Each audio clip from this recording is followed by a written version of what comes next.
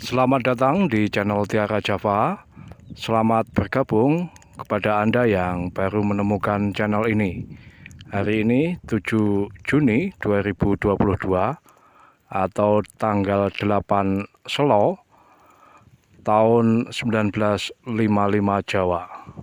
Saya berada di lahan baru yang seluas 85 ru atau hampir 1.200 meter persegi untuk melakukan pembakaran daun dan batang jagung yang kemarin sudah saya jemur di atas bedengan dan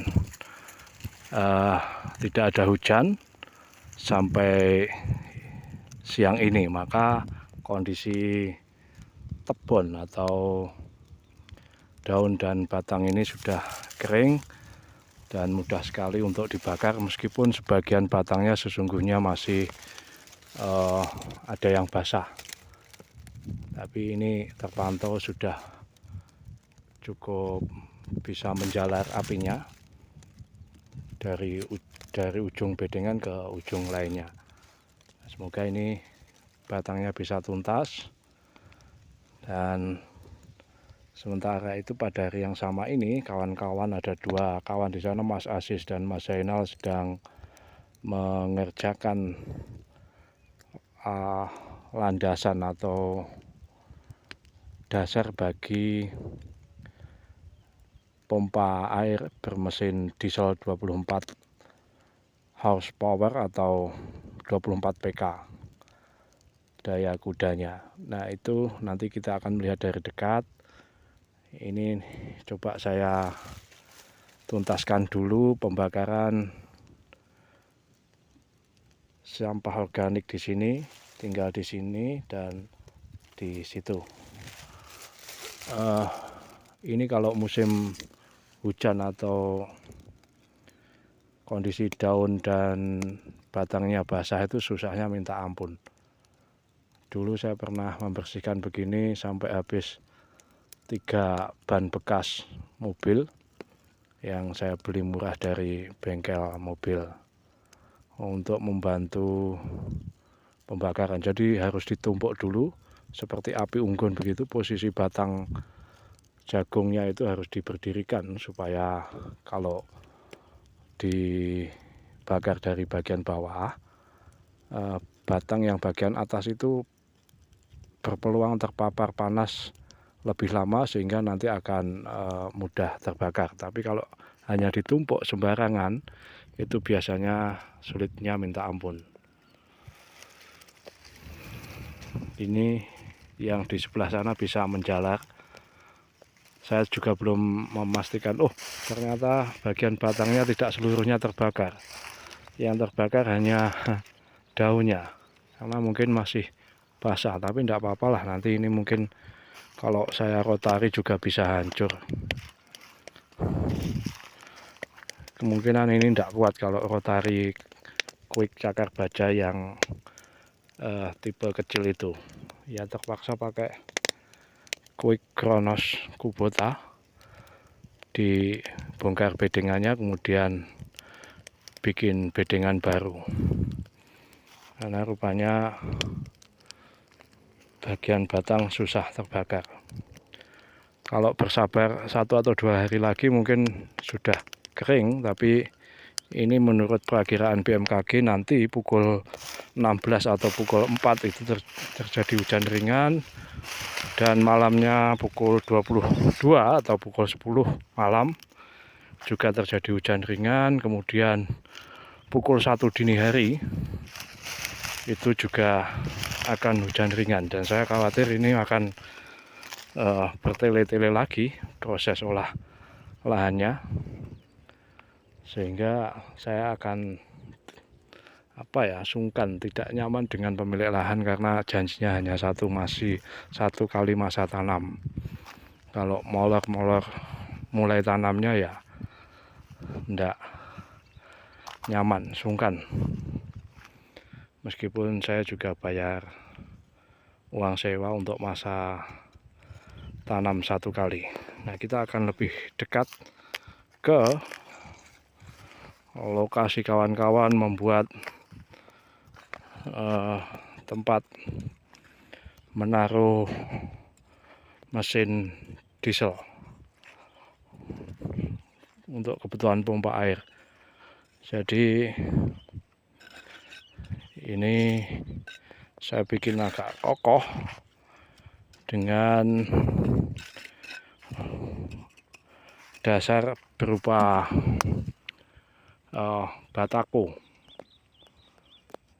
Saya bikin lebarnya ini sekitar 1 lebih 20 cm atau 30, kemudian panjangnya sekitar 2,3 meter supaya kokoh, karena kalau mesin diesel seperti itu dinyalakan di atas tanah langsung meskipun dilandasi memakai ban bekas dan kayu misalnya, ada peluang dia akan bergerak karena terjadi getaran yang terus-menerus. Bukan begitu, Gus Zen? Nah, itu memakai water pass untuk memastikan kerataan konstruksi dari gedung pencakar langit. Water pass ini adalah alat modern, tetapi bagaimana manusia Jawa kuno membangun candi yang vertikal, yang tingginya minta ampun, semacam Candi Prambanan, kemudian Candi Borobudur, bagaimana mereka memastikan kerataan dari konstruksi itu? Kalau menentukan orientasi selatan, utara, timur, dan barat itu sangat mudah. Kita bisa membayangkan tanpa bantuan alat modern. Misalnya kita mendirikan bambu begini di atas tanah, kemudian kita menandai, pagi misalnya ditandai bayangannya di sebelah sana, kemudian siang ditandai lagi bayangannya, kemudian sorenya ditandai bayangannya, maka itu akan tercipta orientasi yang konsisten, yang akurat, timur, barat, selatan, utara. Tapi bagaimana menentukan kerataan bangunan, kerataan candi misalnya, tanpa bantuan water pass seperti itu? Ternyata di Bali, Pulau Bali, masih ada yang memiliki water pass zaman kuno. Mereka membuat semacam pendulum, itu juga untuk bisa memastikan tegak lurusnya sebuah konstruksi, tapi juga sekaligus memastikan kerataan dari konstruksi. Nah, itu alatnya ada yang pernah membagikan di grup-grup tentang studi Jawa kuno. Alatnya itu terbuat dari kayu, kemudian ada benang dan ada logam. Kalau zaman sekarang para tukang bangunan masih menggunakan untuk menentukan tegak lurusnya sebuah bangunan, itu memakai pendulum. Tapi kalau untuk menentukan kerataan, itu alatnya juga jadi satu. Gambar alat itu rupanya diambil atau dikutip dari sebuah buku karangan orang Belanda, tapi saya lupa namanya.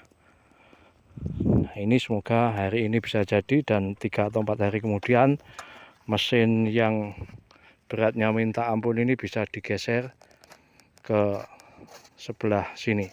Saya akan mereview mesin ini pada video terpisah. Review itu sesungguhnya berdasarkan tanya jawab saya dengan ahlinya ahli atau core of the core, Gus Zainal Abidin.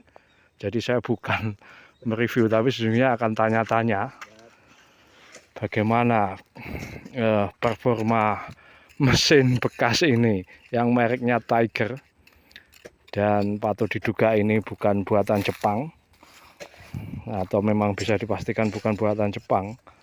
Kalau buatan Jepang atau made in Japan, kira-kira ya Kubota, Yanmar yang terkenal kokoh.